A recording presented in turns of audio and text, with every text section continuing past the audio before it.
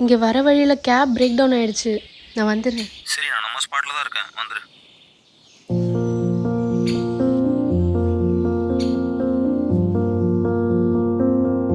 பசங்க நல்லா ஜாலியாக தான் இருக்கீங்க இல்லைன்னா?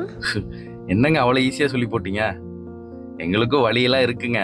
என்ன வெளியே காட்டிக்க மாட்டேங்க. என்ன கஷ்டம்னா என்ன சொல்ல போறீங்க? ஆம்பளைங்கன்னா வீட்டை பார்த்துக்கணும், ஆம்பளைங்கன்னா சாக்ரிஃபைஸ் பண்ணணும், அதை பண்ணணும் இதை பண்ணணும்னு சொல்ல போறீங்களா? இதெல்லாம் கிரியேட் பண்ணது யார் தெரியுமா? தி சோ கால்ட் மென். என்னைக்கோ இன்செக்யூரிட்டியும் பயமும் இருக்கிறனால ஆம்பளைங்கெல்லாம் சேர்ந்து உருவாக்குன ரூல்ஸ் தான் இதெல்லாம். இப்போ இந்த ஜென்ரேஷன்ல அந்த வெயிட்டை நாங்க சுமந்துட்டு இருக்கோம். நீங்க ஏதாவது பையன்கிட்ட போய் சும்மா கேட்டு பாருங்களேன், நீ நிஜமா சந்தோஷமா தான் இருக்கியாடான்னு. ஆம்பளைங்கனாலே எக்ஸ்பிரஸ் பண்ண தெரியாத நாடகக்காரங்க தானே. சரி, அதை விடுங்க. நான் என் ஃப்ரெண்டை வர சொல்லியிருக்கேன், நீங்க அவன் கூட போய்க்கிறீங்களா? சரி, ஓகே. இன்னைக்கு என் பொழப்பு கார் இல்லாம கஷ்டம்தான்.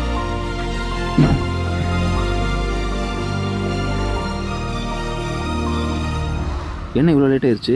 கேபனா இன்னொரு ஃப்ரெண்ட் வண்டி அரேஞ்ச் பண்ணி அதில் வந்தேன். ஃபைல்ஸ்லாம் ரெடியா? ஃபைல்ஸாக ரெடி. உனக்கு டீ சொல்லியிருக்கேன். மீட்டிங் நீ கூட போதும், நான் பார்த்துக்கிறேன்.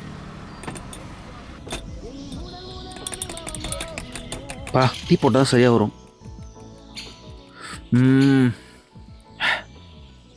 டேய், நீ சந்தோஷமா தானே இருக்க?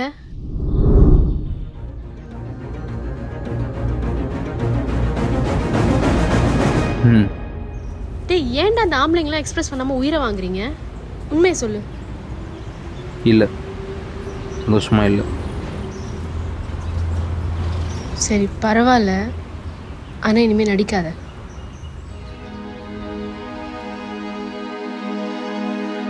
இங்கே நிறைய மென் தோத்தாலும் பரவாயில்லன்னு சொல்லிடுவாங்க, கஷ்டமாக இருந்தாலும் நான் பார்த்துக்கிறேன்னு சொல்லிடுவாங்க.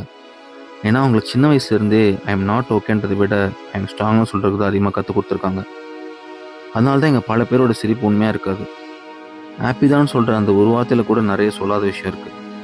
ஆம்பளைங்கனாலே எக்ஸ்பிரஸ் பண்ண தெரியாத நாடகக்காரங்க தானே. அப்பப்போ எக்ஸ்பிரஸ் பண்ணுங்க, தப்பு இல்லை.